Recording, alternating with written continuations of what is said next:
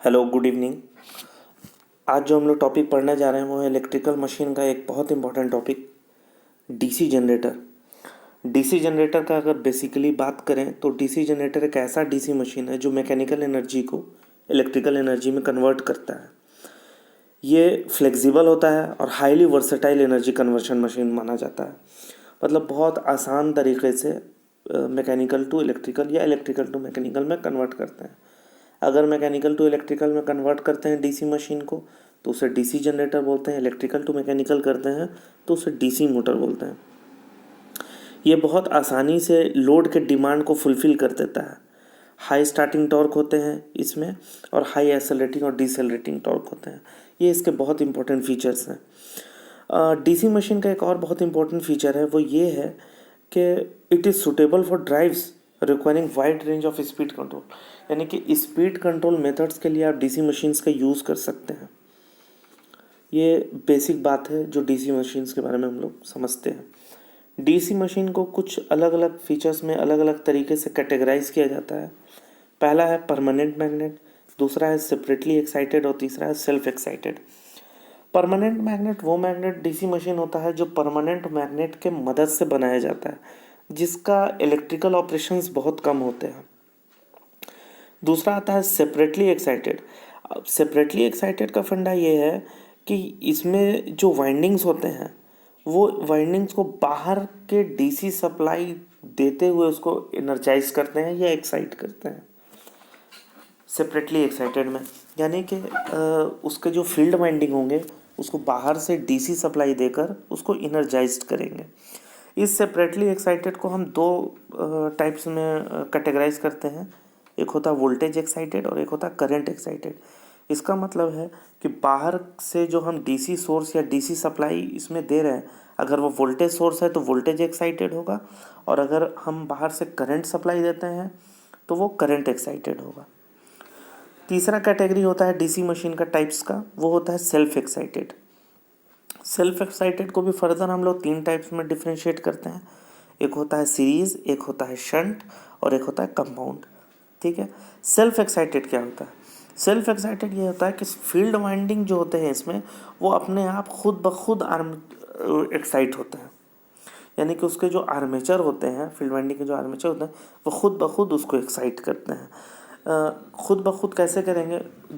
जब भी DC machine घूम रहा होता है या जो भी चीज़, तो उसमें कुछ रेसिड्यूअल मैग्नेटिज्म की प्रॉपर्टी बच गई होती है, और वही रेसिड्यूअल मैग्नेटिज्म की प्रॉपर्टी उसको वापस से रोटेट कराने में मदद करती है। सीरीज, शंट और कंपाउंड के में इसके टाइप्स होते हैं। कंपाउंड डीसी मशीन को फर्दर क्लासीफाई करते हैं हम लोग लॉन्ग में और शॉर्ट में। एक होता है लॉन्ग शंट और एक होता है शॉर्ट शंट। और कंपाउंड मशीन को अलग से भी एक तरीके से क्वालिफाई कैटेगराइज करते हैं, वो होता है क्यूमुलेटिव कंपाउंड और डिफरेंशियल कंपाउंड डीसी मशीन। इन सारे टाइप्स को हम लोग आगे चलकर फुल इलेबरेट वे में पढ़ेंगे। सीरीज वाइंडिंग और शंट फील्ड वाइंडिंग के बारे में बात करते हैं। रही बात वाइंडिंग के बारे में, तो वाइंडिंग जो होते हैं वो दो तरीके के पढ़ते हैं हम लोग। एक पढ़ते हैं फील्ड वाइंडिंग और एक पढ़ते हैं आर्मेचर वाइंडिंग। ये दो तरह का वाइंडिंग होता है, फील्ड वाइंडिंग और आर्मेचर वाइंडिंग। ये टाइप्स ऑफ वाइंडिंग है। अब on the basis of arrangement, कि वाइंडिंग को आप किस तरीके से अरेंज करते हैं, उसके आधार पर हम लोग फील्ड वाइंडिंग को दो टाइप्स में कैटेगराइज करते हैं। एक होता है सीरीज फील्ड वाइंडिंग और एक होता है shunt field winding. Series field winding का क्या है कॉन्सेप्ट? सीरीज फील्ड वाइंडिंग जो होते हैं वो थोड़े मोटे होते हैं, लेकिन उनके नंबर ऑफ टर्न्स जो होते हैं, जो हम लोग रोटेट करते हैं, वो कम होते हैं, जिसके वजह से उसमें बहुत ज़्यादा अमाउंट में करंट कैरी कर सकता है। मैं फिर से एक बार बोलूँगा, सीरीज फील्ड वाइंडिंग जो होते हैं ये on the basis of arrangement इसके टाइप्स हैं। ये सीरीज फील्ड वाइंडिंग जो होता है ये थोड़े मोटे होते हैं, इसके नंबर ऑफ टर्न्स कम होते हैं और ये ज़्यादा करंट को कैरी करते हैं अपने में से। शंट फील्ड वाइंडिंग क्या होता है? ये जस्ट सीरीज फील्ड वाइंडिंग का रिवर्स होता है, रेसिप्रोकल होता है। ये थोड़े पतले होते हैं, इसमें लार्ज नंबर ऑफ टर्न्स होता है और ये करंट को लेस कैरी करते हैं। ये सारी बात है। डीसी जनरेटर के बारे में आप लोगों को पहले कुछ बात मैं बता चुका हूँ। ये इलेक्ट्रोमैकेनिकल एनर्जी कन्वर्शन पे काम करता है। रही बात आता है कि डीसी जनरेटर कौन से प्रिंसिपल पे काम करता है, तो it works on the principle of dynamically induced EMF.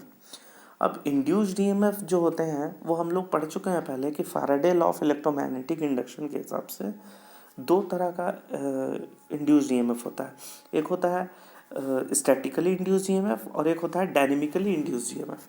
Statically induced EMF में मोशन की बात नहीं करते, जहाँ पर हम लोग सेल्फ और म्यूचुअल पढ़ते हैं, और डायनेमिकली इंड्यूस्ड ईएमएफ में मोशन की बात करते हैं, यानी वहाँ मोशन होना ज़रूरी है। तो वो डायनेमिकली इंड्यूस्ड ईएमएफ के ही प्रिंसिपल पे हमारा डीसी जनरेटर काम करता है। डीसी जनरेटर में एक बहुत इंपॉर्टेंट पॉइंट्स ये है कि कंडक्टर और फ्लक्स के बीच में, एक हमारा कंडक्टर और एक फ्लक्स वही Faraday law of electromagnetic induction वाला जो मैं बात कर रहा हूँ, डायनेमिकली इंड्यूस्ड ईएमएफ। तो वो फ्लक्स और कंडक्टर के बीच में एक रिलेटिव मोशन होना मस्ट है। मान लीजिए अगर मैं बोलता हूँ कि कंडक्टर का मोशन और फ्लक्स का मोशन पैरेलली जा रहा है, दोनों एक समान जा रहा है, तो रिलेटिव मोशन उन दोनों के बीच क्या होगा? ज़ीरो। इस केस में डीसी जनरेटर ऑपरेट नहीं होगा। अब सवाल ये आता है कि कंडक्टर और फ्लक्स में जो रिलेटिव मोशन होगा वो दो तरीके से हो सकता है, या तो कंडक्टर रोटेट हो या फ्लक्स रोटेट हो। कंडक्टर रोटेट होगा तो फ्लक्स स्टेशनरी होगा, और फ्लक्स रोटेट होगा तो कंडक्टर स्टेशनरी होगा। इन दोनों तरीके से हमारा रिलेटिव मोशन प्रोड्यूस होगा और डीसी जनरेटर ऑपरेट होगा। डीसी जनरेटर जब हम ऑपरेट करते हैं तो ऑपरेट करने के बाद डीसी जनरेटर का ऑपरेशन के बाद हम लोग को उसका डायरेक्शन पता करना पड़ता है कि आखिर किस डायरेक्शन में ये रोटेट होगा, या जो ईएमएफ प्रोड्यूस होगा उसका डायरेक्शन क्या होगा। तो उसको हम लोग फ्लेमिंग्स के राइट हैंड थंब रूल के आधार पर डिस्कस करते हैं। जो थंब होता है हमारा, थंब वो रिलेटिव मोशन को बताता है, किसके किसके बीच? कंडक्टर और फ्लक्स के बीच। इंडेक्स फिंगर जो होता है हमारा वो फ्लक्स के डायरेक्शन को बताता है, और मिडिल फिंगर जो होता है हमारा वो किसको बताता है? डायरेक्शन ऑफ ईएमएफ या करंट। ठीक है, मैं एक बार फिर से बोल दे रहा हूँ। थंब जो होता है वो हमारा रिलेटिव मोशन को बताता है, किसके किसके बीच? कंडक्टर और फ्लक्स के बीच। इंडेक्स फिंगर जो होता है हमारा, जिसको हम लोग फोर फिंगर भी बोलते हैं, वो फ्लक्स के डायरेक्शन को बताता है, और मिडिल फिंगर हमारा ईएमएफ या करंट के डायरेक्शन को बताता है। डायनेमिकली इंड्यूस्ड ईएमएफ में ये हम लोग पढ़ चुके हैं कि जो उसका मैथमेटिकल फार्मूला होता है वो होता है BLV। बी यानी कि होता है फ्लक्स डेंसिटी, लेंथ जो होता है वो active part of the length of the conductor, यानी कि कंडक्टर का लेंथ बहुत बड़ा होगा सपोज दैट, लेकिन जो मैग्नेटिक फील्ड के इन्फ्लुएंस में आ पाए, यानी कि जो मैग्नेटिक फील्ड यानी मैग्नेटिक फील्ड के एरिया में जो आ पाएगा, बस उसी लेंथ को हम लोग कंसिडर करेंगे। और v तो आप सब जानते हैं, v इज द वेलोसिटी। फिर से बात करते हैं मैग्नेटिक फ्लक्स के बारे में।